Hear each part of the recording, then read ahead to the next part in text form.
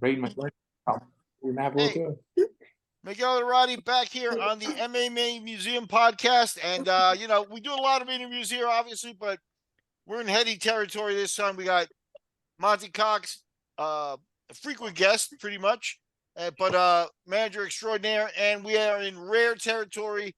We have Tim Sylvia here, and that means we have a man who has held the UFC title not once but twice. And we don't get many UFC champions here. We've done a few, but definitely a pleasure. Tim, how are you? I'm good, man. Good to see you. I understand you went through some a knee surgery recently. Why don't you tell people I about just that and your recovery and stuff? had full knee replacement on it'll be Tuesday. Will mark 6 weeks, so it's good. I'm moving around. I actually rode the motorcycle twice already, so it's strong. It's just still a little painful, but the pain really is the pain I have now was basically what I had before my knee surgery. So about 3 more weeks is supposed to be 100%. So I'm good. I just got to do the next one end of the year. Well, that's good to hear that you're keeping up on the body and trying to maintain, because you put your body through a lot of grind in the MMA world, and as a big man and a guy that people didn't praise you much as an athlete, so like you had to put in a lot of work.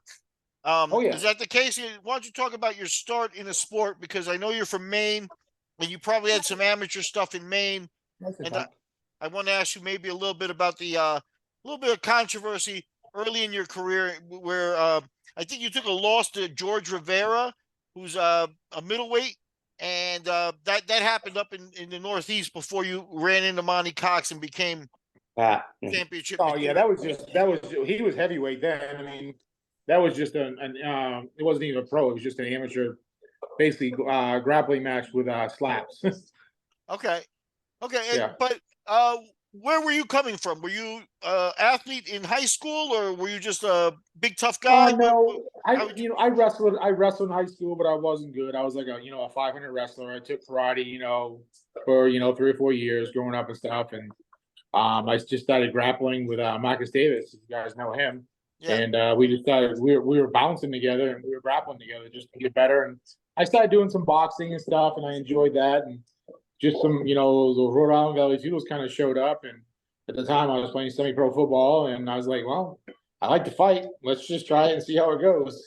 So the first time I did Rhode Island Valley Judo, I knocked the guy out in like 14 seconds, open hand strikes. And I thought I was going to jail because they had to break the ring down and call the ambulance. And the kids started having seizures, and I was like, oh, well, it was fun while it lasted. I guess I'm going to jail. I was freaking out, but no, that didn't happen. It was all in the underground. It was with Kip Kohler and those guys that run Naga.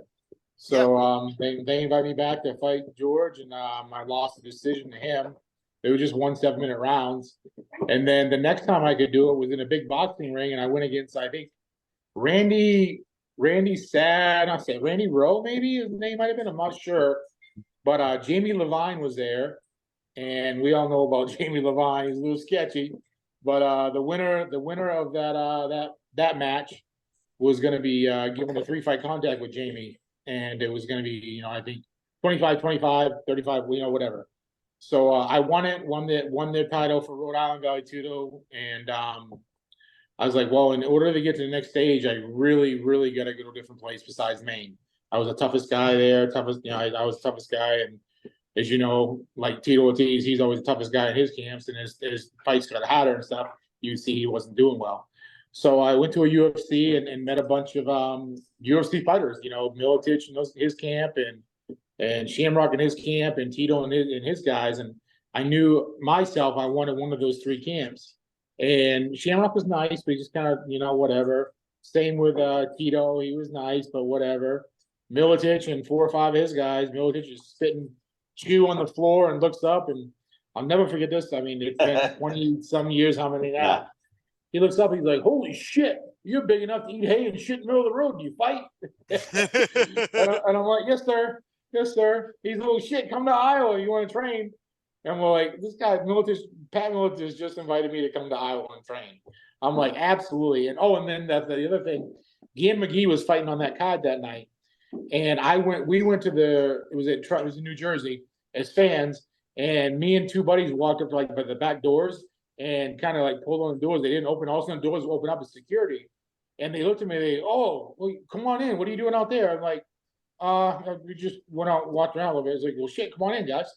They thought I was Gam McGee. You know, I was 6'8", he was 6'10".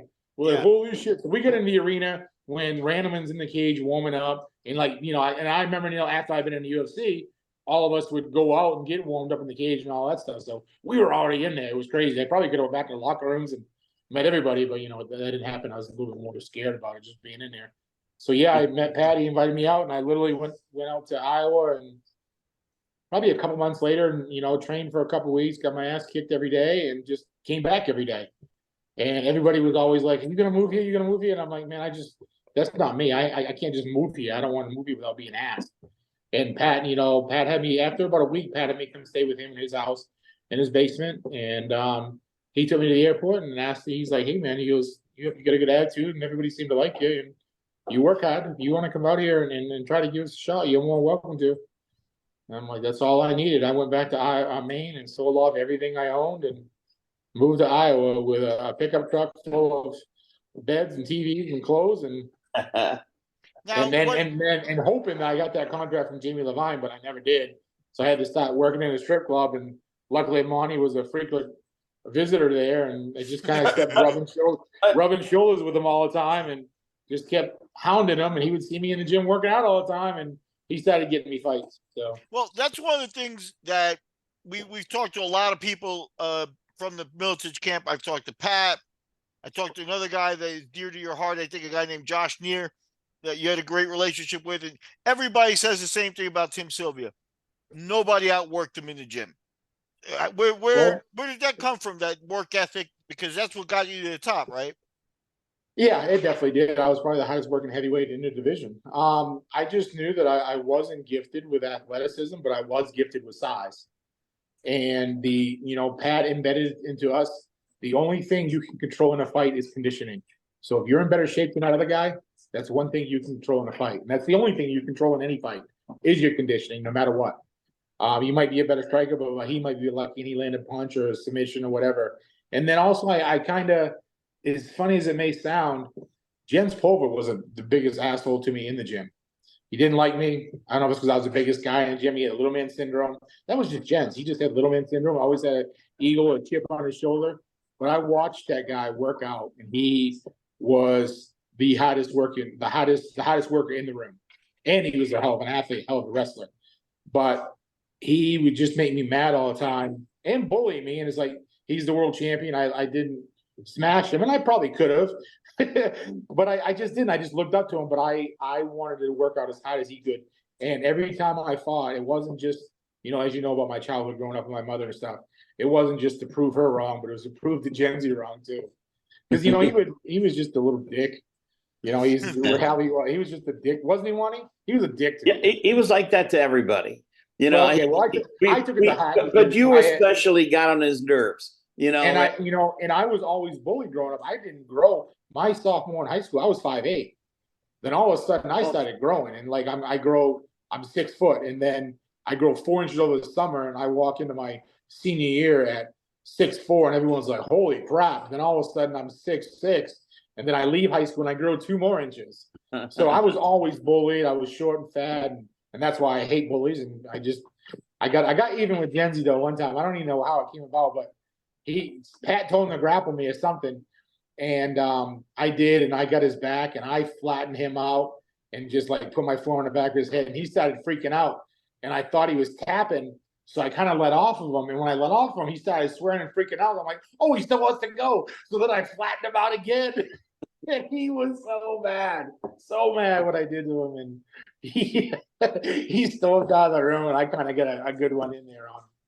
So there were several things that we did with Jens. I remember when we were in Montreal, and he came out wearing that jersey, and you go, yeah. I got that same jersey, and I go, you got to put it on. And Jens would if Tim would do anything that Jens had done or thought about, he'd go crazy, like a kilt or furious. Shoes. Yeah, huh? Yeah, he would be furious. Yeah, furious. Yeah. So I knew if Tim came down the runway in the same shirt. And he did, and Jens is like flipping around like crazy. It was so much fun. Yeah, and then Jen was got on this kick about buying Nike Shocks. So I went out and started buying Nike Shocks, and oh my God, he was so mad. Like I would see what he would wear, and I'd go get the same ones. Of course, mine were 15, and his was like size 7. But I mean, still.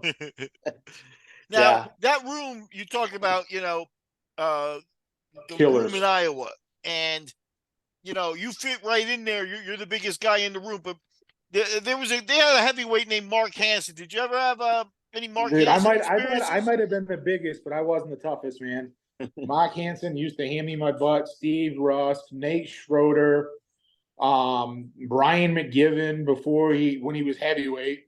But I mean, Steve Rust was probably my number one training partner, and he ragdolled me all the time. But that was the great thing about that room is I got beat up every night for 3 years, and I kind of remember like my big turning point in the room. I think it was like after I won the Hawaii Super Bowl big tournament. And that was a big tournament. That was a big turning point for me and Jens too. Big bonding moment. I'll go to the Mark Hansen thing. Mark used to beat me up really good, and he was really good at kickboxing, standing up. And I remember he kicked me like 3 times, and I blocked all 3, and he started limping. And then I put it on him. Like I mean, I'm blasting him, making him jump around the room, and I rocked him, and we stopped before the round was over. And he looks at Pat, and he's like, he's better than me now, man. I'm done. I'm not too old for this shit. I just can't do this anymore. I was like, oh, wow. Wow. But, now I go back to the whole Jens thing. Mine and Jens' turning point was Hawaii Super Brawl, and he cornered me for it. Because money was too cheap for me to fly me out of cornerman. He's like, well, Jens is coming for a special appearance, so he could just go in here. I'm like, oh, great. This guy, we don't like each other. So he brings him out there, and Jens is like, I just need you to listen to me and do exactly what I tell you to do. I'm like, all right. So that's one thing I was really good at is listening to my corners. No matter what they said, he would say jab, double jab, whatever. And I did it all. Everything he said, I did. And I knocked out the first guy. So it's like, it was good. He's like, oh, I'm good. I'm proud of you. Congratulations. Huh? Mike Whitehead. Yeah, Mike Whitehead. So then the next night, we're going, and now the crowd's getting into it because every time Jens hollers to me to tell me what to do, I do it. And the crowd's like, it's like a freaking video game, a human video game. Every time, Jens say double jab, everything. I was just doing it. And I just, went along and knocked everybody out. And afterwards, Jens, hugged me up, and I hug him and stuff. And he's like, man, I am so proud of you. Because I'm really proud of you. He was all the bullshit I put you through. It's because I saw something in you and all that. And because you've really come a long way. I'm proud of you. So yeah. Well, you guys both had tough upbringings. I mean, yeah. Very similar. Yeah, it's funny. I'm with some friends tonight, and we touched a little bit of that. But yeah, he got the shit beat out of him by his dad, and I had the shit beat out of him by my mom. So yeah, it was real close, similar. Now, let's talk a little bit about that Super Bowl tournament because Monte, you remember this tournament goes down in history. At the time, Super Bowl was actually probably the biggest show on the planet. It's like UFC. Well, one of. I would say one of. Keep in mind, just in perspective, TJ in Hawaii, he got Bolander for their debut. Like he brought in Shamrock's guys for debuts. He brought in Matt Hume's guys for debuts. He brought in, guys like yourself. Monte was bringing people over there. Monte and TJ went on to have a pretty special relationship. But for the early days when the UFC was struggling in, small shows in war memorials, basically, he was filling up the Blaisdell Arena with 5,000 people. Vitor Belfort's debut was there. He was doing stuff that was even beyond the UFC at certain levels. Yeah. That tournament, by the way, was his and mine together. We did an 8-man qualifying tournament in Hawaii. Then we did an 8-man qualifying tournament in Des Moines. And then we did an 8-man qualifying tournament in Salt Lake City where Tim went. And so we took the top 4 from each, gave us 12. And then we added 4 at-large guys. And that was the 16-man tournament. That's how it was. It was ours together, but we called his Super Bowl because it was in Hawaii, and we thought it'd sell better. Sure. Now there were some amazing guys in there, like Ben Rothwell, another guy. Tim, what did you think of when you saw the field there? What was your mindset? Because like you said you're in the room, you're coming along. You at this point, you said, you know, you were waiting to get invited to Iowa and stuff. When I met you, you were already like a champion with the champion's mentality and stuff. How did you grow into that? Were you confident at the Super Bowl tournament?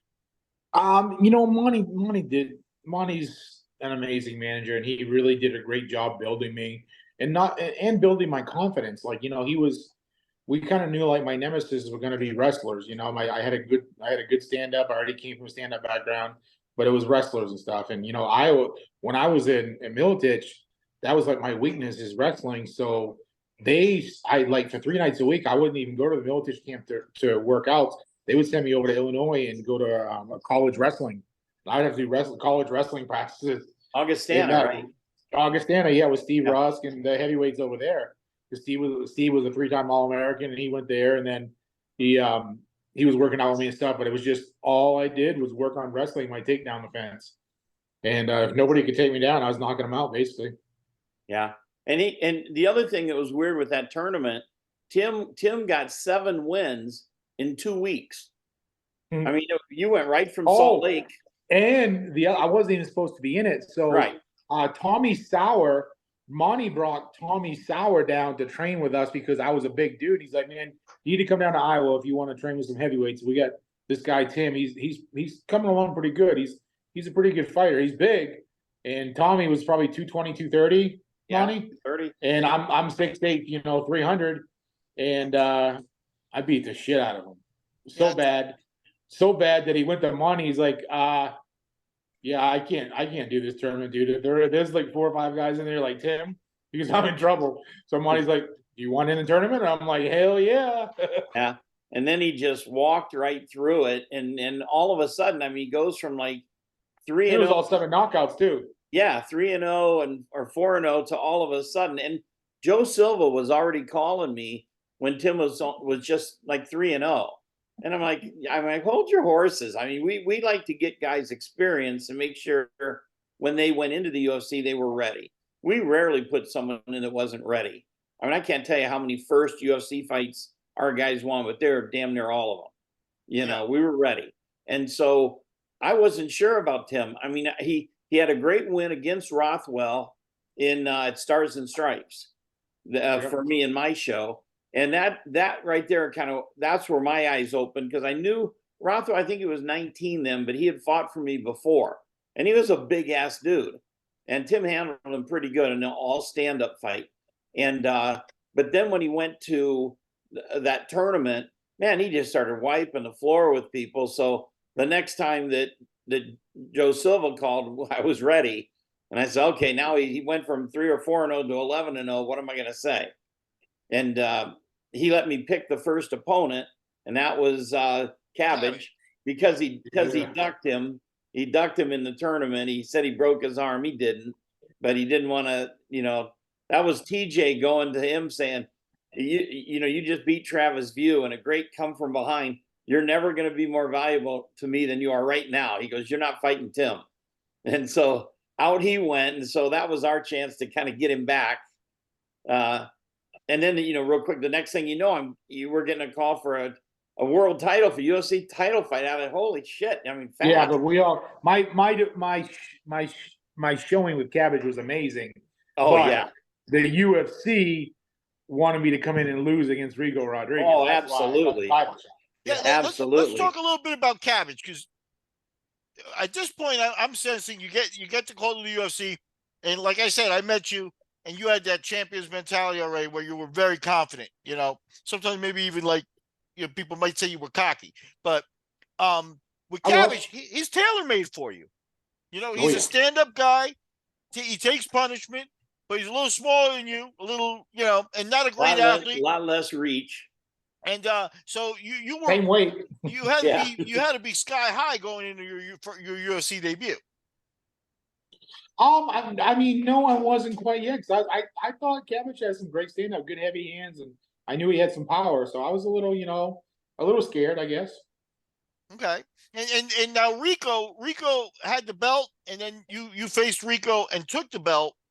But what was your mentality with Rico? Because Rico was a guy with a reputation, now a ground fighter, jiu-jitsu, you know, at the Right. at the time an Abu Dhabi champion. That's something at Miletich that, you know, you maybe hadn't experienced yet, and not at that level. So what was your mindset going into the Rico fight? I was very confident in Rigo because we didn't think his stand up was great. And then I wrestled and grappled with guys better at Miletich than Rico Rodriguez. Rico So, didn't but like to get hit. He didn't like to get hit. And then going into that fight, we were like, this is a win-win situation for us. If Yeah. we lose, well, we just lost the heavyweight champion with only one UFC fight. If we win, well, things are going to change. You know, I got to say this. We were Tim and I don't know who else was with us, but we're all sitting down at the cafeteria. Remember this? And all of Tony Fricklin, me, you, and Tony.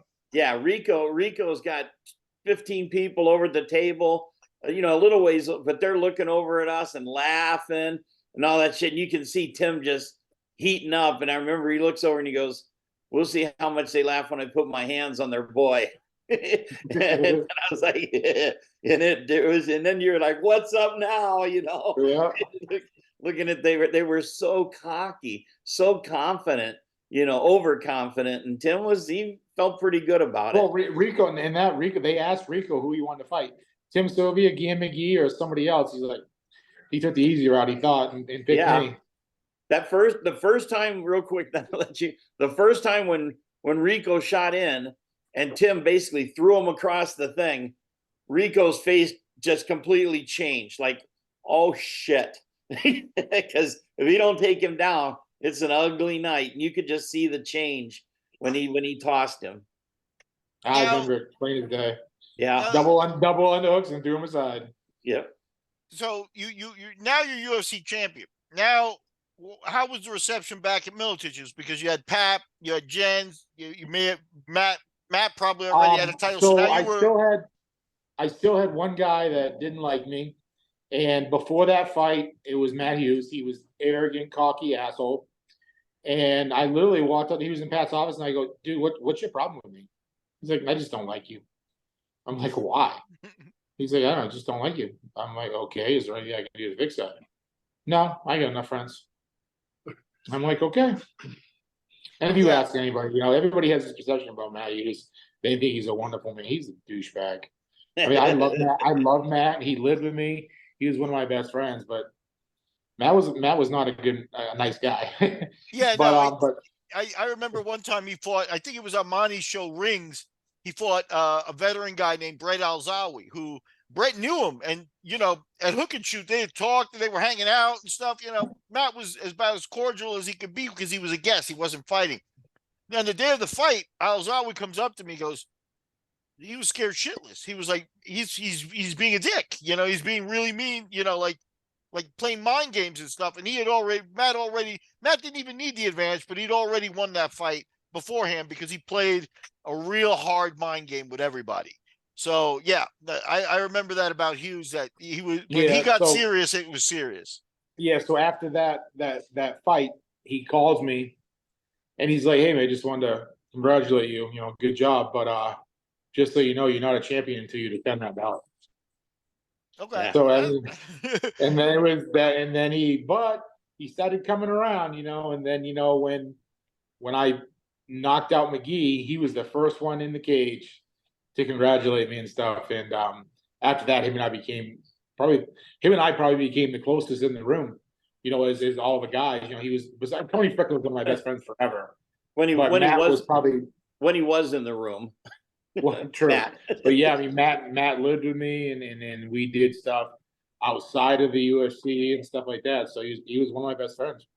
Now, one of the things that comes up with Tim and the controversy is that you didn't actually lose the belt, that you gave it up because they popped you for stanozol, and you were always pretty honest about this. Now, what I want to ask you is, was there this effect of, because the UFC always had what we used to call the eye test, where it's like you had to look like a fighter, and like Joe Silva would be no bones about it, tell you, you know, you're chubby, or you know, you don't look like a fighter, you bulk up or something like that. Did that have an effect on you? Was that one part of the reasoning behind, you know, trying to look different, because you were already a world champion? That's why I took it. I wanted that 6-pack abs, so that's why I took it. You know, it wasn't, and Yeah, that's why I took it. And And, I took it. I stopped it. I had to go to Utah 8 weeks before I thought it wasn't taking it for an advantage, and there's no way it would have given me advantage because I had to fly to Utah, and I was scared to death to fly with anything like that in my bags. So I went to Utah and trained with Jeremy Horn up there for that fight and for high elevation, and then went straight to Vegas to fight Yan. So yeah, I mean, Dana's like, he called me and I'm like, yep, told him why and what I did and stuff. yeah. Now, was Joe Silva a little bit of an influence on that? I'm not trying to talk shit Oh, about Joe, but he was Joe, the guy who liked that. Joe was friggin' Hitler. You look at Hitler. Hitler's what, 5'5", absolutely nothing.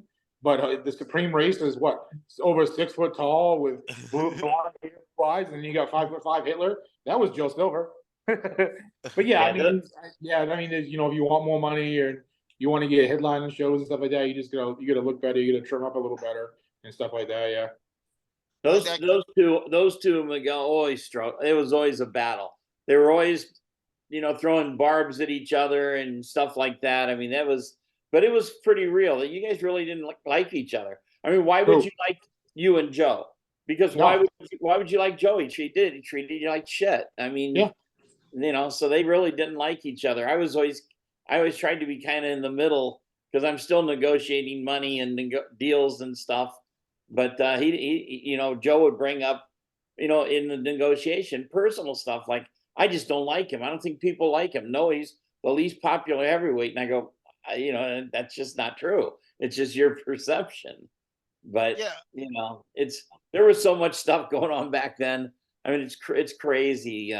Every time you sit down with someone and talk, you remember a whole other boatload of shit.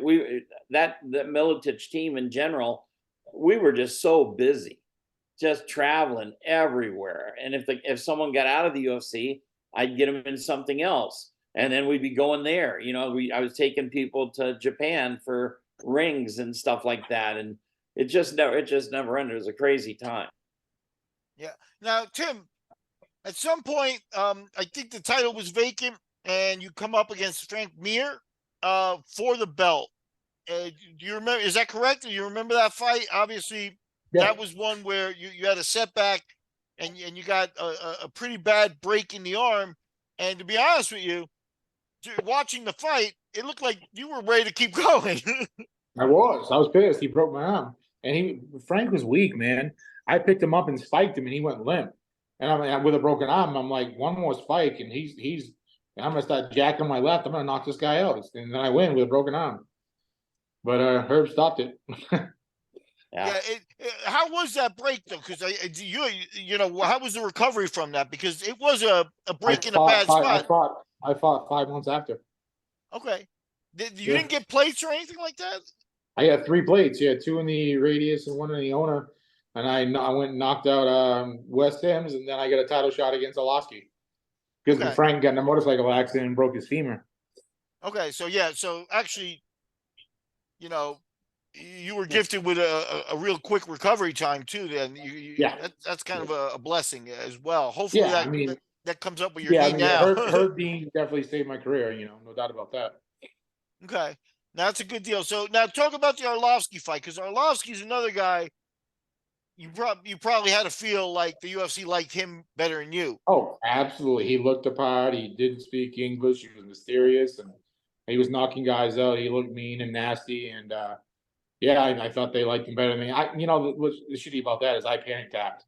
I just had a broken arm, and then when he dropped me and jumped to my heel, and it goes pop pop pop, and I just panic tapped because I'm like, I'm not having something broken again after my arm break, and I might have been able to get out of it, maybe not, but I panic tapped, and I was like, okay, live to fight another day, and back to the drawing board. Yeah. Okay. Now, everybody remembers you got your revenge. You actually got a rematch with him, and you won the UFC title back from him. That's the story there? How was the mindset going back into a rematch with Arlovsky, and how were things different there? Obviously, you'd had a few fights under your belt, and you weren't thinking about the injuries anymore. It's understandable, Yeah, I mean, I went into that fight very confident. My weight was wicked low. I think I was like the lightest I've been. I was like, I had a nutritionist, and I was down to like 257 or whatever. I was that's the rippest I've ever been. I think it was like 7% body fat, and I was fast, and just got with a different trainer when it came to strength conditioning, and I was fast, and I was hurting guys in over in Utah training, and then in Ohio and Indiana, and I was just hurting a lot of guys, and we just knew if we could just stay away from the right hand, I'd be okay. Sure enough, got dropped like in the first 30 or 40 seconds. Yeah. But I remember when he dropped me, I automatically thought of the first fight, and I'm like, this is no way this is happening again. And I just kicked him off and got up, and I was still a little rocked, but I just started throwing. I'm like, if he comes in again, I'm hoping to catch him. And sure enough, I did, and then I made sure I jumped on him and put him away. Yeah. So, and what's funny about that fight was, go back to the first fight, I got treated like shit with the UFC because I was brought in to lose. So whenever a title fight happens, you get hotel suites and get your own locker room and all that stuff. Well, I didn't get that because Rico brought in Trinidad or whatever, and he got my suite and all that stuff. And now I'm getting ready to fight for the title again, and I'm fighting Arlovsky, and I was kind of getting shunned. I didn't get my own locker room and all that stuff. And I'm looking at money. I'm like, dude, this is Rico all over again. I'm just getting treated like shit. I'm supposed to lose. So let's go out there and prove him wrong. Yeah, that doesn't work with Tim Sylvia. You don't take disrespect, and you're a quiet guy. You probably didn't talk shit to them, but you internalize it and you use it to motivate yourself. That's always been the way I looked at that, because that disrespect could be blatant from them, especially, did you experience that, for example, a couple fights before that, you fought Trey Talligman, and that's the Lions Den guys. And, the Lions Den guys also got golden treatment from them at times, extra entourage and stuff like that. Talk about that. Even though Miletich had 4 champions at one point, it was like Monte's presence kind of was like a pariah for him. The thing with us is we were just, redneck country boys, all of us. I was from Maine, but I moved to Iowa, and we're all just, we didn't care about the limelight. We weren't being fighters for all the fame and the women and the money and all. We were fighters because we just liked to fight. And, with that being said and stuff, and none of us were yes men and no men. Like, Dana was being a jerk, we'd let him know. And they didn't like Monty because Monty had hard negotiations, and he wasn't just like a regular manager. Monty took care of his guys. He wasn't in it to make a dollar. He was in it to make. I was. Well, yeah, but also. But I mean, like they wanted me when I was 3-0, and you wouldn't give them to me. Yeah, exactly. And, things like that. Like there's other managers out there that just get guys killer. Like their first fight's Pedro Rizzo. Like Andre Arlovsky, his first UFC fight was Pedro Rizzo. How well is that going to go? You're getting brought in to lose, bro. And Monty would never allow something like that to happen. So they, that Joe Silver and Dana and those guys didn't like Monty for that reason. And then I would never put up with Dana's crap. And that's why I'm not in the Hall of Fame. I just never put up with his crap. He tried to run his mouth to me, and I'm like, I don't know who the F you think you're talking to, but you're not going to talk to me that way. I'll smash you. I mean, we had some knockdown, drag out arguments big time in suites in his office and stuff like that, because I wouldn't let him talk to me the way he tried to talk to other people. Yeah, God bless Monty. That's why I love him, because he's honest. He likes his money, But at the same time, though, you got the Lions then being like they're negotiating suites and crap like that. And Monty was like, just pay us, just put in a paycheck. We don't need any of that.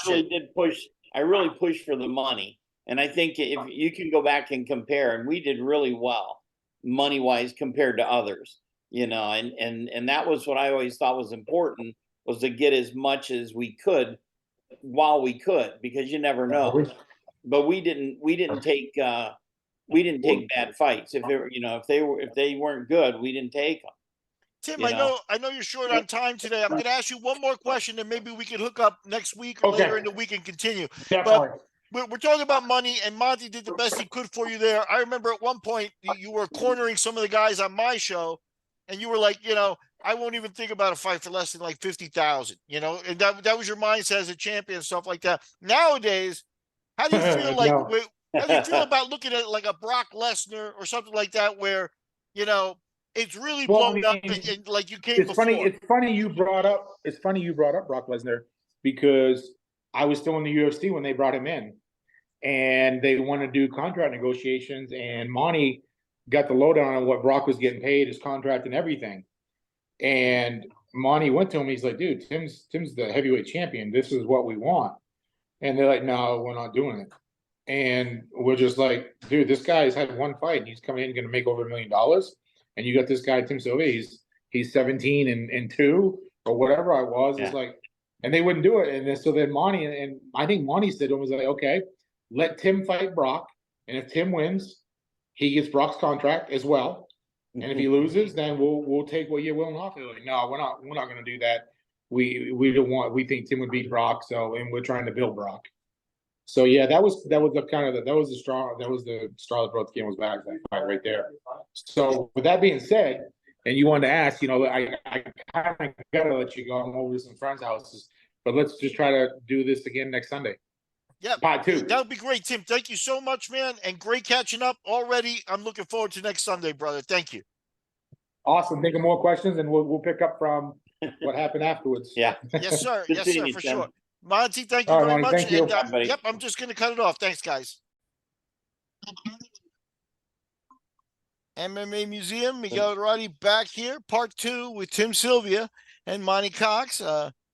Dynamic duo, if ever there was one. Heavyweights, both of them.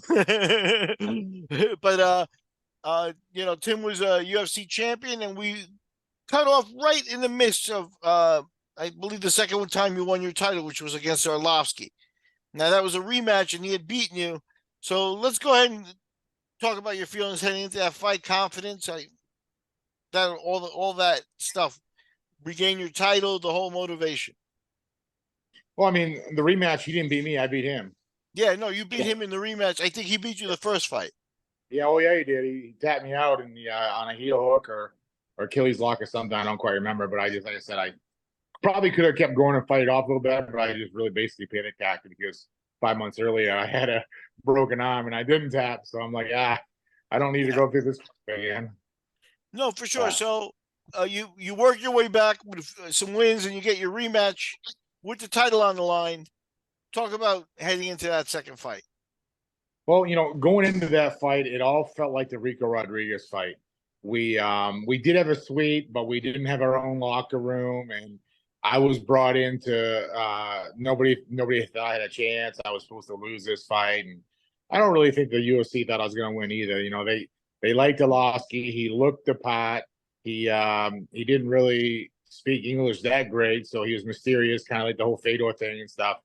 And I was that guy that didn't put up with any shit and didn't kiss any asses. So we can't have Tim.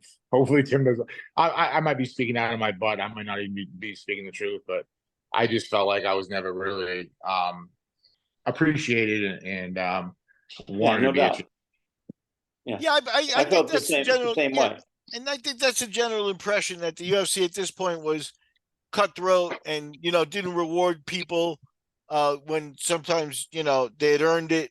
And there are, a lot of examples of that sort of thing, and you fall right into that category. Then plus, not getting any love from the matchmaker, they do something to you like, so you beat Arlovsky, you win the belt, now you're 1-1 with Arlovsky, and they rush you right back into a rematch. Now, normally, with a manager like Monte, that's not exactly is that the right strategy at that point, Monte? What do you think? To take the rematch, or wouldn't you tell them they forced it on you, or wouldn't you tell them no, he's got to win, so go out and do something? They really didn't give us a lot of leeway with Tim like they did with some of the others. I mean, Tim always wanted to fight. I mean, he's a fighter, and they would threaten, if you don't take this, I don't know when we'll get him in. I don't know. It could be. It wasn't even down the road. It was a forced opportunity. It wasn't even asked. I remember I stayed in California a few extra days, and I was actually on a date with a gal, and we were at the movie theaters, and I just won the title, and Dana White's blowing up my phone, and I sent a couple to voicemail, and he's still blowing me up. He's like, "Call me now." So I had to go to the theater, and I call him. He's like, "Hey," he goes, "I need you to fight Arlovsky again." I'm like, "What, dude? I just got done fighting him. Can I at least get a break? I mean, I'll fight him again." He's like, "Well, I need to turn around, and have you fight him right away, like the next event." Or it was pretty damn quick. I think I only took a week off from training and went right back into training camp. And he begged me and begged me. He's like, I need this. You're gonna be the main event. You're gonna be the highlight and all this. And we weren't even that. I mean, we were the main event, but there was somebody else was on the undercard that took away from the shine of me being the headline. Was it Shamrock or? I'm checking on it now. And you're right. The first time when you won a Forrest? belt, UFC 59, and they rushed you Right. right back in UFC 61 against Arlovsky's the third bout with Arlovsky. Who was the fight, the undercard below me? Tito. Yeah. Frank Mir. No. Who did Tito fight? Oh, Tito and Ken. Yeah, you're right. There you go. Yeah. So that was taking precedent and being hyped more than me and Arlovsky 3. And I was really fucking pissed off about that. And I was even bitter towards Shamrock and Tito, and they're just there to make money and stuff. But I was pissed because I was begged to do this because they needed the main event and this and that. Right. They didn't need it because they could have used that as their main event. So it was just I was just really pissed off about the whole situation, and then and not to mention, I mean, I thought it was a great fight. 2 heavyweights went to war. I don't think it was slow, laxity, or anything, but a lot of people talk shit about the fight. I think I remember hurting him once or twice because he stumbled backwards, but we're both so dangerous and athletic at the time. It's like if I rushed in, I could have got clipped and I could have went down, but it was a methodical fight and I did what I had to do to win, but I just didn't get a lot of credit for it. Yeah, the other thing is when you're the champion, and he's getting an opportunity, he needs to come to fight. He needs to press it. You're the champ. He's got to come and take it away. And right. he acted like he was the champ. He could be backing up and forward back. He didn't come to fight. He was getting the opportunity. Yeah. Yeah, no, I think this falls into that category of Tim won the second fight in about half a round, and the UFC must have convinced themselves, well, he can't beat him again, right, and so they wanted it to happen right away, and then it's interesting. So, Monty, did you get a call from Dana about this situation, or did he talk to Tim directly? Because it looked like Tim took that call. He always went behind our backs, and he would send Joe to talk to me. And Joe never said. He said Dana really wants it and all that. And then Joe would turn and say, "Look, if he doesn't take it, I don't know what we'll do with him. He might not fight for 9 months. He might, and he would kind of do that stuff. But Dana always went behind everybody's back. He did it with everybody. Yeah, he liked direct contact with the fighter, and then he let his smooth talking do the. It wasn't even smooth talking. Was he blunt? Oh, but at the same time, did you ever get a fight of the night bonus or any of those things? Or was that before, after you?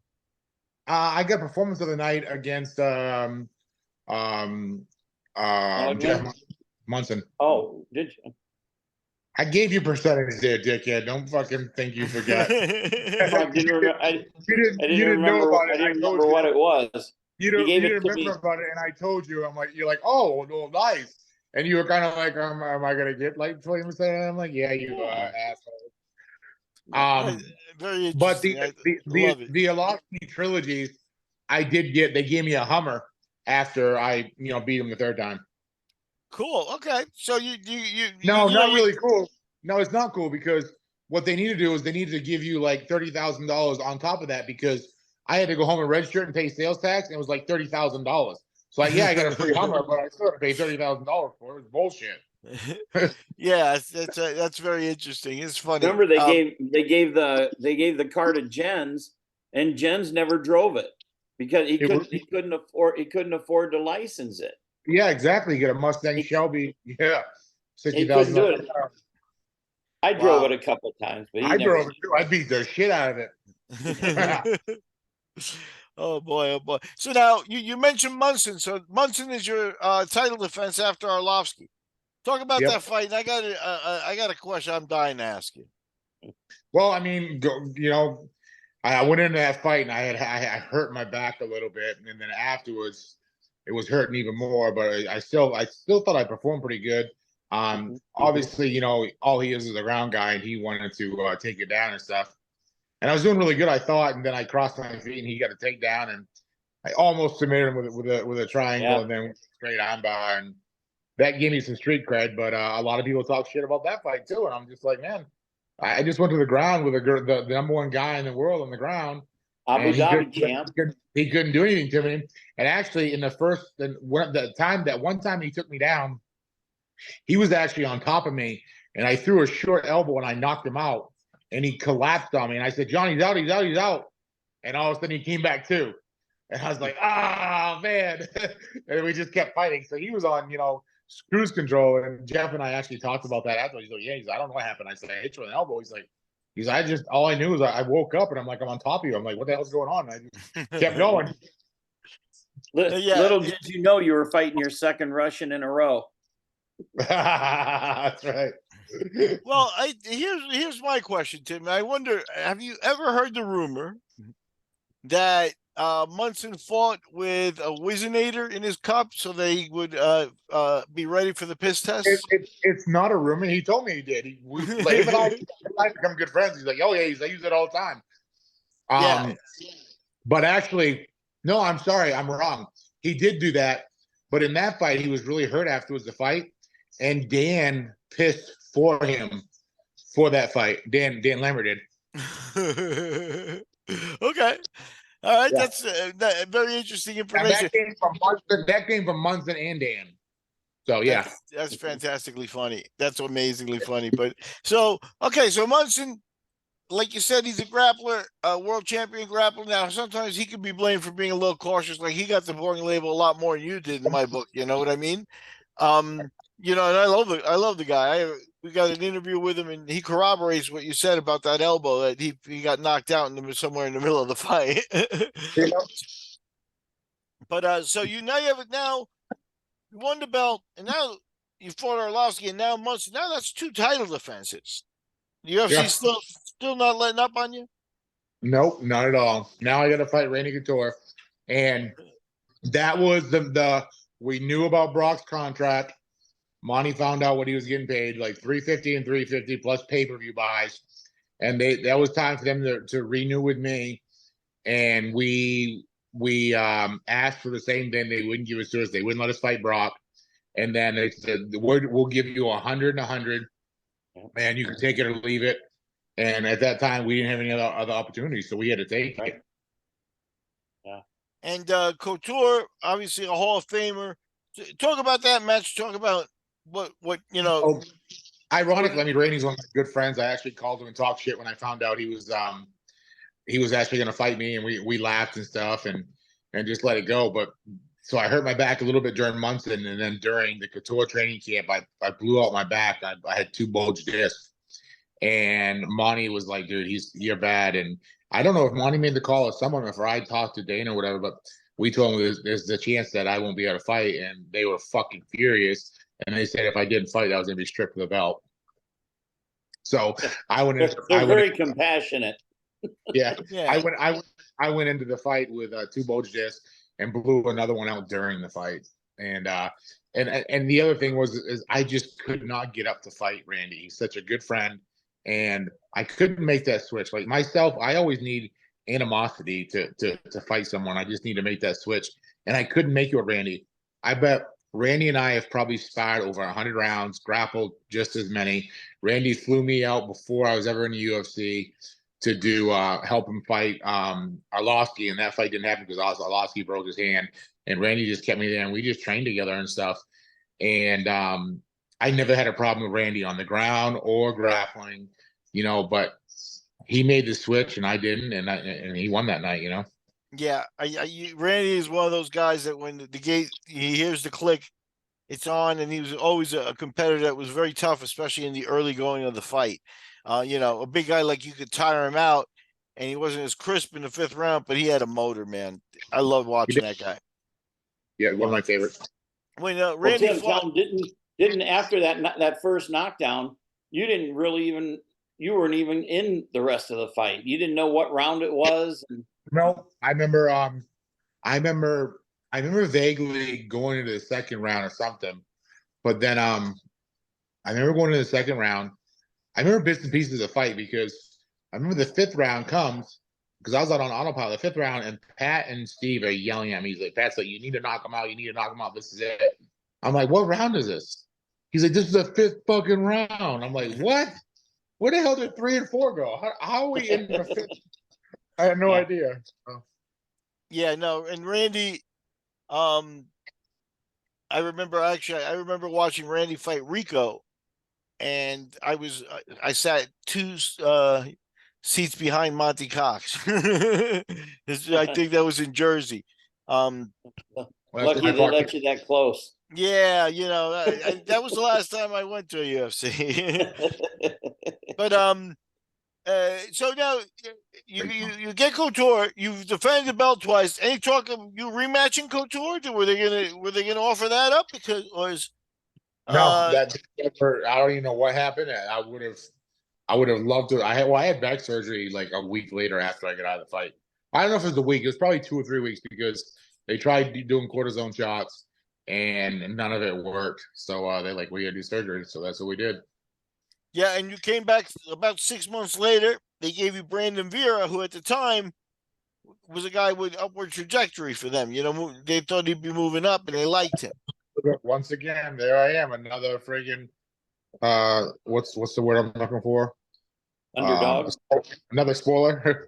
Yeah. Oh yeah. Exactly.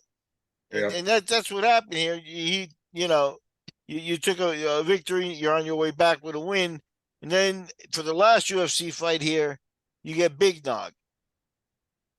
Talk about fighting Nogueira. Yeah, man, I felt great for that fight. Every training camp went great. Everything was perfect. And I had him hurt, I don't know how many times. And I made a mistake because we worked on that in camp. You couldn't bring your leg up too high when you're trying to break his guard because he would hit that roll and go to the guillotine. And I was very aware of that during the first part of the fight. And I don't know if I got submitted in the third or fourth round with him. But third, yeah. I was just in a hurry to get back up, and I rushed getting back up. And instead of they taught me all through training camp, put your hand on the hips, break his posture with your elbows, and then scoot back with your legs, and then get up. Don't try to bring the knee up and then pop up that way. And I just made a stupid mistake, and that he capitalized on it. But let's just say I didn't make that mistake and rode out the rest of the fight, I would have won it. I mean, he was just. Oh my God! I thought that was one of your better performances. Yeah, you took a guy and just dominated him. 1 and 2 or 10-8 rounds easily. Yeah, I mean, you were hitting him so bad, I was starting to feel sorry for him.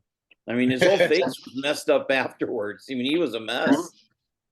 I mean, that was really. I mean, it reminds me of Tito and Horn when Tito gets up and.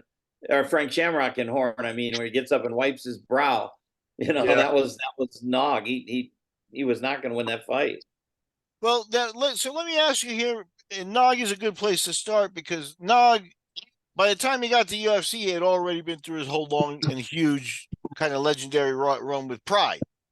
And so you got Pride with Nogueira, you got Josh Barnett, you got obviously Fedor. Yeah, exactly. So now you've got Pride had the did you how did that make you feel that people thought Pride had the better heavyweights? I mean, they probably did. I mean, Pride probably had the better heavyweights. But fair. They were allowed to be juiced up. They were allowed so many different things that we were not. But I mean, I think I felt I was in the top 5 of the best heavyweights in the world. And I felt I showed that against Nogueira. Granted, he caught me and that was that, but I was dominating the fight the whole time. I think I would knock out Krokop if we were fought because I'm really good against southpaws. I was really good at feeding him the straight right constantly. And I always march towards their weak side because I sparred so many rounds. Drew McFedry is one of my main sparring partners. He was southpaw. And then whenever Rich Franklin and I would always train, he was southpaw. So I always did really, really well against southpaws. And I knew I would do well against Krokop. that's very interesting stuff. So now Nogueira finds himself in the UFC, fights you. Nogueira goes home with the submission, but in the third round. And as you said, a good performance. And now is a time where your contract is up, and now it's like do or die, more right? fight. My contract's not up yet. We still had fights left, but One fight. We had one fight left. yeah.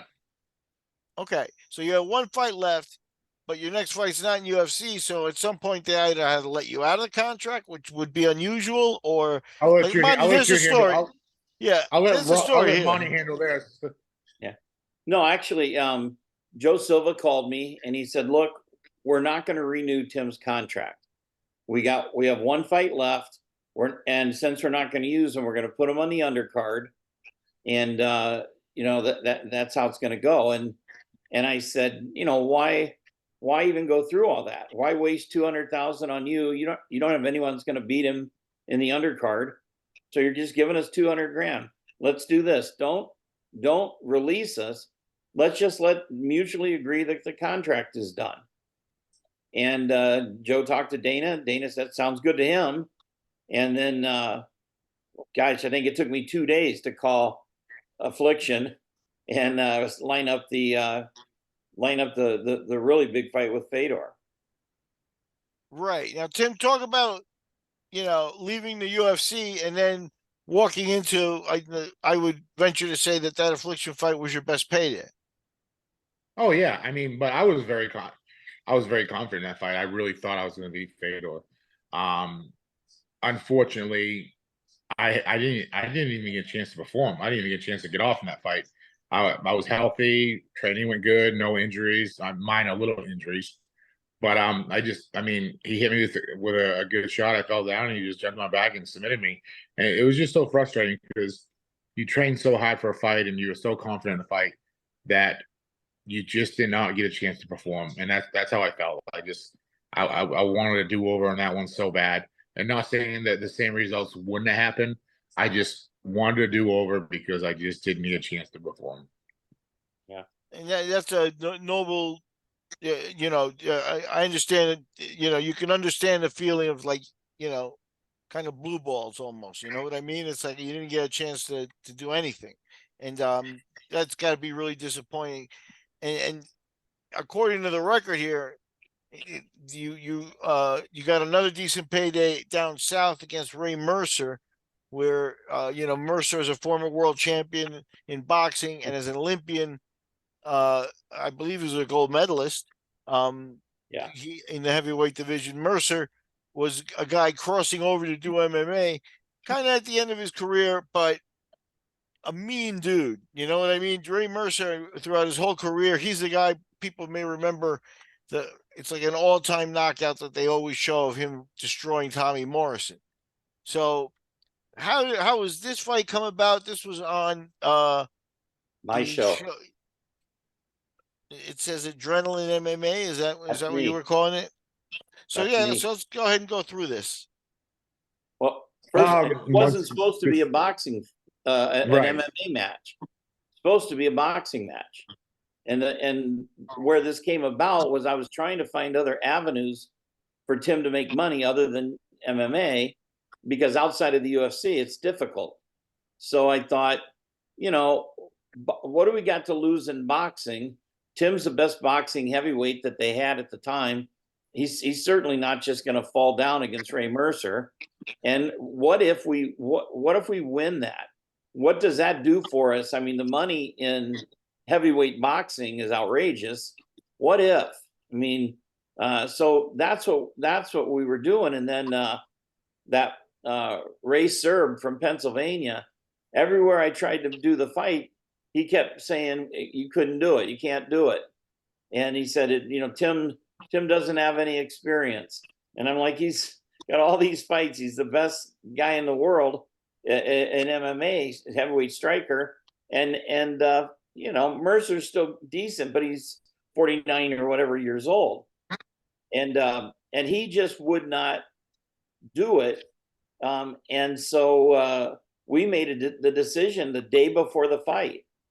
I had to because he called and he wouldn't let me do it. That's impressive. Now, I'll be honest with you. You got to give Mercer props for taking that. I mean, he needed the money too, right? But yeah, He that's needed still it some bad. balls. He needed it bad. So, but so they called and you know, I always say that was one of my biggest mistakes was I in my head I was like, I'm not going to let that midget Serb. I'm not going to let him, you know, do this, you know. And then, of course, a handful of years later, you got the you know, the crazy matchup in Vegas with McGregor, Mayweather, yeah. Yeah, and Mayweather. And I sent a thing to Serb. Hey, are you complaining? I don't hear anything now. What's up? You know, how could you attack ours?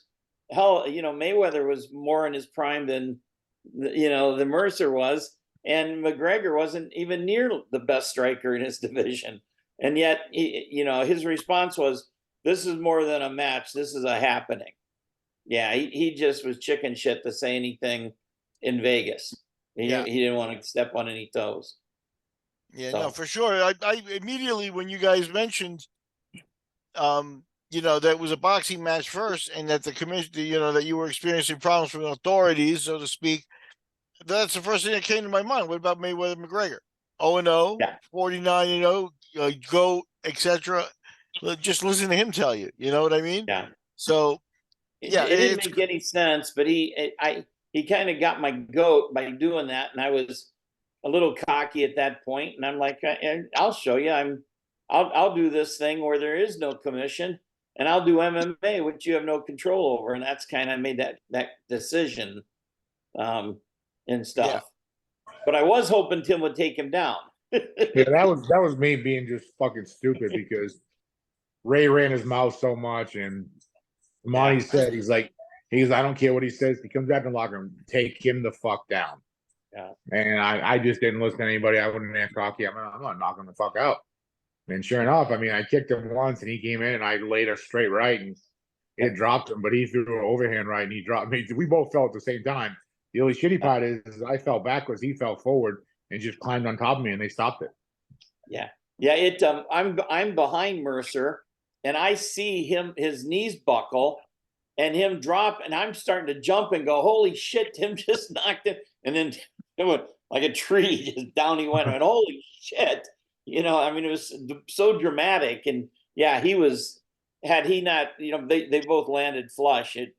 We don't really know how that match would have, well, if Tim takes him down, it's over. We know that, you know, but stupid. He doesn't know anything on the ground. But anyway, yeah, it was. So, yeah. And I mean, at this point, you know, after the Affliction fight, you know, you got a good payday, but the bottom line is Affliction didn't last long, and they weren't an outlet. So now, once again, UFC screwed me over on that deal because when they ended up buying out Affliction, they honored everybody's contracts with Affliction except for me, Andre Arlovsky's. They did not bring me over. They did not bring Andre Arlovsky over, but they brought all the other fighters, all the other heavyweights over from Affliction over to the UFC except for me and Arlovsky.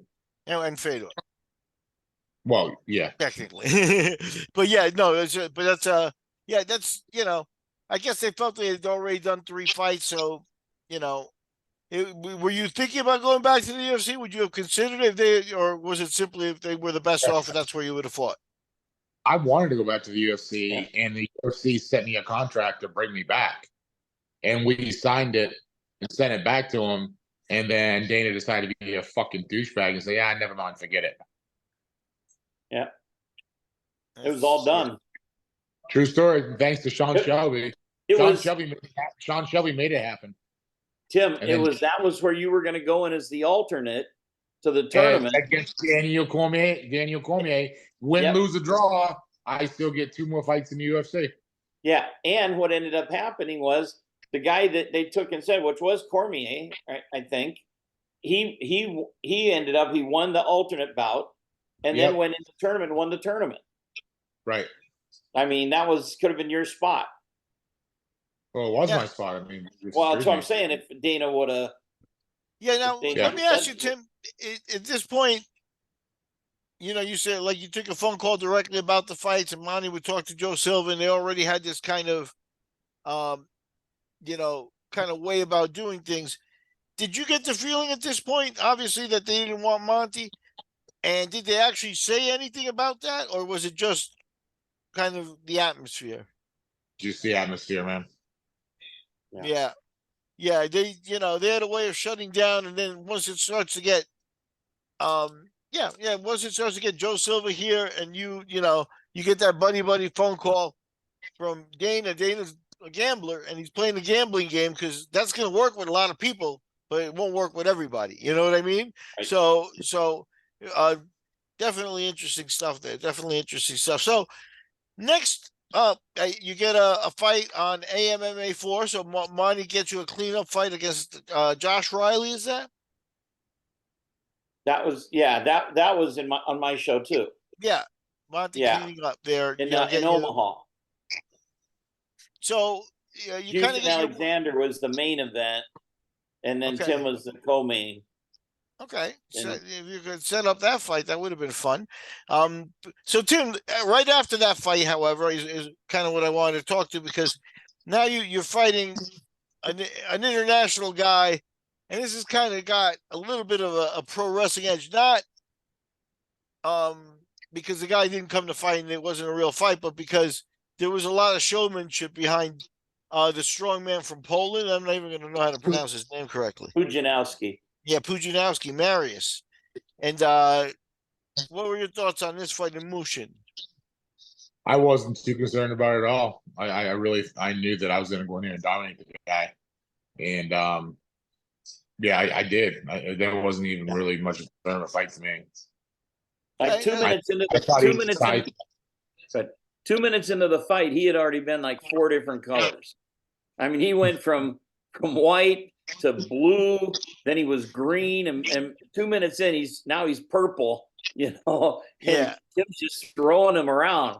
I mean, it's like, what the hell? I mean, this guy's the strongest guy in the world, and he tossed him all over the place. That was a fun fight. It was a fun fight to perform in too. Yeah, to his credit, this is kind of early on in the strongman crossing over to do MMA's career, but he went through ups and downs and stuff, but he fought for a long time and stuck with it and improved, just to give him. Still fighting. He may, you may totally be right, actually. Hats off to him. He made a career out of it. Now, in this winning streak that you're piling up, probably the best name on there is another guy who at one point was on the UFC's short list, is Paul Bontello. Talk about this fight. I felt great for that fight too, and I always wanted to fight Paul because I knew that I was a better striker than him. He was a good striker, but I knew I was better than him, and I always wanted to fight him for that reason. I knew it was going to be a stand-up fight. Nobody's shooting any takedowns. Let's just see who can stand up and bang and who's going to win. And obviously, we saw how it turned out.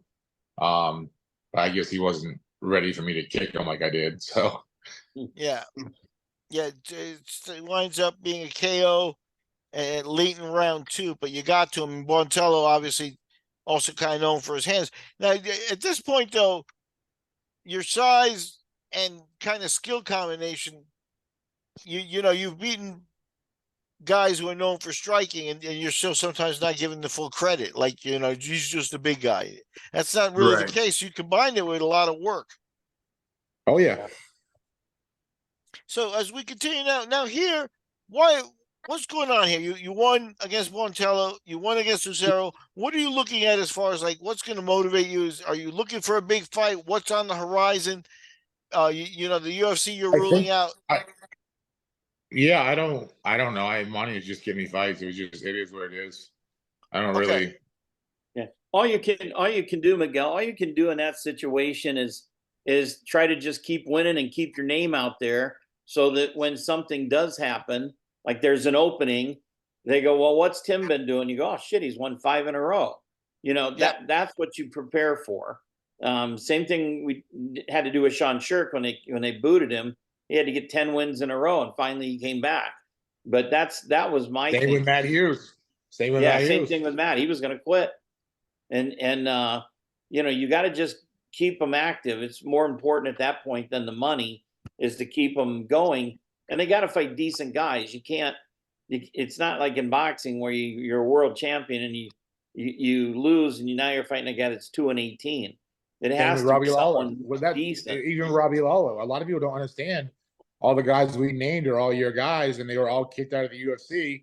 And you revived their career and put wins together and kept them active to where the UFC is calling again. And that's what they did for us. But then they redeemed on the deal. Yeah. Yeah. So, and I'll tell you, it's tough with a guy like Tim. I mean, it's not like people that once you wipe out everyone that's in the UFC and such, now it's slim pickings, who not only who makes sense, but who wants to fight him for the money that's available out there in these smaller shows. Yep. It becomes quite a little dilemma. Now, at some point here, we are on a 7-1 streak, which, should get the UFC's attention. We already know that wasn't the case. Boo-hoo on them. But along comes ONE FC. Now, this is early in ONE's run. I believe this was on their 5th show that you appeared. But this is the Asian company that's still running and kind of going strong. And, we'll see if they ever make a splash in the States. But they're still out there running big shows. So what was your experience like with ONE? Because it looks like they put you in with Arlovsky. Talk about this. I didn't want to take that fight. Monty just said we had to. I was just like, man, I fought this guy 3 times. I have no interest in fighting him again.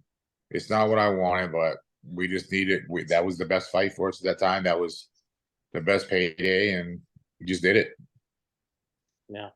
Yeah. Now, it says no contest, Tim. Why don't you describe what happened in the ring?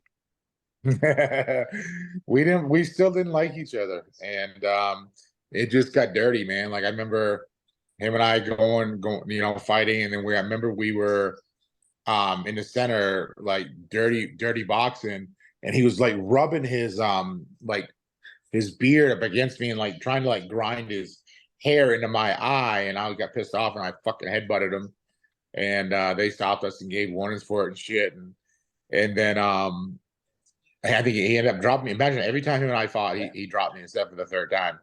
He drops me and I go to get back up and he sock kicked me a couple times, and I guess it wasn't legal because they have to it's legal or something. Yeah. Okay. Yeah. So now, you're at this point you've gone through a huge UFC run now that you've fought on smaller shows and stuff like that. How was your reception with ONE after that fight? Did you get the love from them? Did they feel like they were gonna? I know you went back, but were you? Yeah, I wasn't happy with them. I didn't think they had great love. I broke my hand in that fight. I told them in the back when they were wrapping my hands, I'm like, more and more, they wouldn't wrap my hands the way I wanted them wrapped. I ended up breaking my hand, and I had to pay money out of my own pocket to get the hand fixed because they didn't do it. Okay. All right. But you went back anyway. So obviously maybe they signed you to a 2-fight deal, Monty. What was the deal with ONE? 3-fight deal. Yeah. Monty, what was that contract like? Just at a high level, was it how different than the UFC's contract is it? They weren't that high of a level though. I mean, they were just kind of getting started. They were kind of built around the judo gold medalist, Ishii. I mean, that was kind of the thing, and they were looking for anyone to fight Ishii, and that's why they wanted heavyweights and such. But I don't remember the exact money, Tim, and I don't think it was. I think it was 30. 30 is 20, 20, 30, 30, 40, 40, I think. Okay. There you go. Okay. So I mean, at the time, better than we're going to get back here. Back here. Sure, for sure. Especially if the UFC isn't going to call on the smaller shows, that's not materializing easily. So now, somewhere in this, you get the one fight with Arlovsky called the no contest. Your next outing after that is against Ishii, Satoshi Ishii, the Japanese judo gold medalist that they're bringing along. And this is on none other than Antonio Inoki's Bombaye 2012, which is the New Year's Eve event. Talk about this, because this got to be one of the bigger events as far as like memory, like you remember, and like, do you like? I beat his ass. I beat his ass every single round, and they gave the decision to him. I got robbed. And the worst part about it, the even worse part was after the fight was over, Ishii came back to my locker room and handed me his shorts and T-shirt, and his cornermen all apologized. And they said, "You won that fight. We apologize. We know we lost."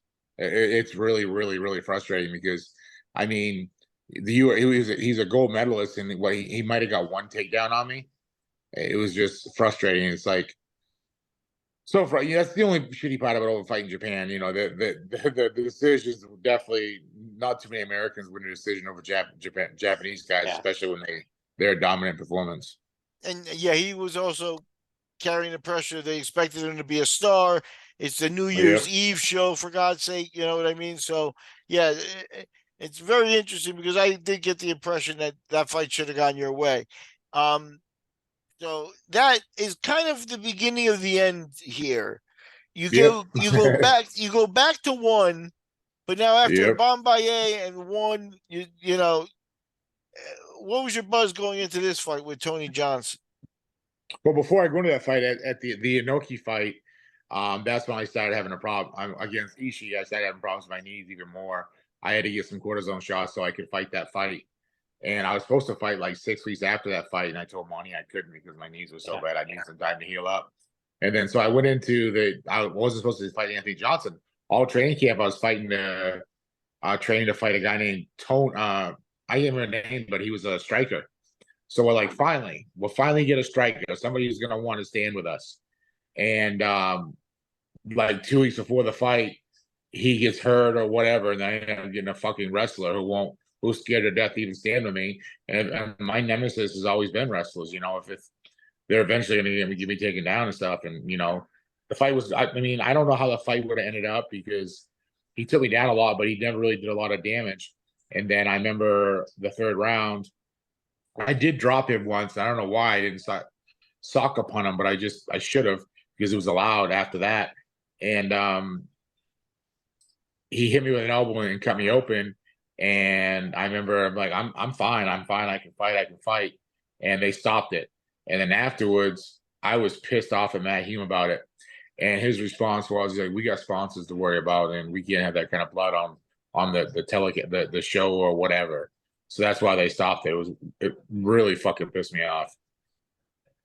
Yeah, I could definitely see that. Now, coming back to the States, now that we're talking about, let me just make sure I get the date. That was 2012 New Year. So now you're heading into 2013. By now, Monty, Bellator is out there. And Bellator, you know, has firmly been a number 2 company behind the UFC and known to pay out every once in a while. Somebody goes over there that the UFC let go and they make some money, you know, and then they recycled, you know, a lot of people, even like Ken Shamrock and people like Hoist Gracie. They all fought in Bellator. Was there ever a chance for Tim to go over there and grab some money? Because did they not offer throwing some his way? You know, you can correct me if I'm wrong, Tim, but I think at that time you really started aches and pains and stuff was mounting. It was almost impossible for him to get in the kind of shape that he needed to be in. Yeah. I after that fight, I actually missed weight. The first time in my whole career I missed weight against Tony. And then the next fight was that Russian guy, and I couldn't run. I couldn't run to get into shape I needed. I'd have to run, 2 or 3 times a week just to get down to 255. And my knees are just freaking shot. As a matter of fact, Tuesday will be 7 weeks. I had a full knee replacement on the right knee already, and it's doing great. But yeah, my knees is what ended my career. Okay. I was wondering, since you fixed your knee, you want to fight Orlovsky? Well, Tim, is that like, obviously because you were banged up, you know, it's time to go out, your body's letting you know, but did you want to keep, was there a part of you that wanted to keep fighting, wanted, a world title again, Well, we all have that fighter spirit. I mean, it's always, you want to fight to the day you die. But just my body just said no, I wasn't allowed to. And if I got back into the UFC, I was knowledgeable enough. Like when we signed that contract, I didn't want a title fight, and I didn't think it was really possible to win the title again. But there was a lot of great fights out there at that time that would have been really good for me, like Pat Barry, Chech Congo, There was like half a dozen or more so guys that would have been awesome fights in the UFC for the fans. It would have been just stand-up bangers, and I think I would have won them all. But I couldn't have become the UFC champion again at that time. You had guys, like Stipe Miocic and Daniel Cormier and stuff like that, and they were a lot better than me. I trained with Stipe; he was better than me and stuff, and I knew that, and that didn't bother me at all. I won the world title a couple different times, and I was fine with it. I just wanted to get back in the UFC and finish my career there for my family, for my fans and friends, and just end on a positive note. Yep. So that that had a lot to do with the end of my career too. I was really bitter. Yeah, and I could see you have kind of reason to be, because you maintain, even the names you're fighting, even on Monty's show you're doing weird, the Ray Mercer fight is kind of notable, and a big risk that a lot of people wouldn't take, and that sort of stuff. You're trying to do high level stuff. You're not getting the reward of the call to the big show. That'll work on your bitterness over time. You know what I mean? Oh yeah. And now I don't want to keep you on the bitter side. Hopefully we'll figure out a way to end positively here. But you're not in the UFC Hall of Fame. No, I don't think I ever will be. Now, let's talk credentials. Do you think that you have the credentials? Now, there's some ups and he's downs. got the credentials. Vanderlei Silva just got in the UFC Hall of Fame. What the fuck did he do in the UFC? In the UFC, yeah. Nothing. Lost twice to Franklin. He had great fights to watch, and I love Vanderlei Silva. I'm a big fan of his. Matt Serra, what the fuck has he done to be in the Hall of Fame? Stephan Bonner. I mean, there's a lot of guys that are in the UFC Hall of Fame that don't have your resume. Fine, that's great. That's great they're in there, but I definitely 100% deserve to be in there. I had the credentials. Frank Shamrock does too. So yeah, no, for sure. You won the UFC belt. The steroid thing made you lose it, so you didn't really lose it in the ring. So that could be looked at with that slight positive, as well. And sure. Then you come back, you seal the deal with Arlovsky, beat him twice in the UFC, so you've defended the belt twice before losing to an all-time great in Randy Couture. No shame in that. That run right there, and then you include the fight with Couture, the fight with Nogueira, the fight with Fedor. You're fighting at the very elite of the game. That was the top of the game right there. And you almost think that they could have not dragged your career, but let you come back in the UFC with a reasonable contract and let you close out there, but was not meant to be. And the Hall of Fame, you've got the Hall of Fame credentials. That's what I started to go in on that. And, they don't let you. Who else? Jens just got in, Monty. So is there a shot for Tim? Are you going to do some soliciting there? I think there's a shot, it's just, they're really scraping right now, and it's one of those things. It's neat. The reason Jens got in was because Brian Butler really pushed it. Had I pushed it, he would have never got in. Dana's not gonna. If I tell Dana to do something, he ain't gonna do it. I mean, we've never been friends or even gotten along. So, we'll have to come up with another way of doing it. Yeah, that's right. You're right that Jens had Brian Butler in his corner as well, pushing for that. And I'm glad it happened for Jens, and I do hope it happens for Tim. I do think it's deserving. Tim, I want to thank you a great deal for setting a couple of weekends aside here to do this with us. But I thought it was important to get I know you're well spoken, that your opinion come online, and I knew that either you or Monty were going to pull any punches, or that there'd be some revealing stuff. And the interview totally met my expectations, dude. I'm very grateful. Thank you very much. Well, good, man. Appreciate it. All right. Yes, sir. Thanks. I will be in touch when I have the links. It'll probably be up in about 8 days. All right. Thank you, man. Thanks, Sounds guys. good. Thank you very much. Thanks, Tim. And see you soon. Bye-bye. We'll see you.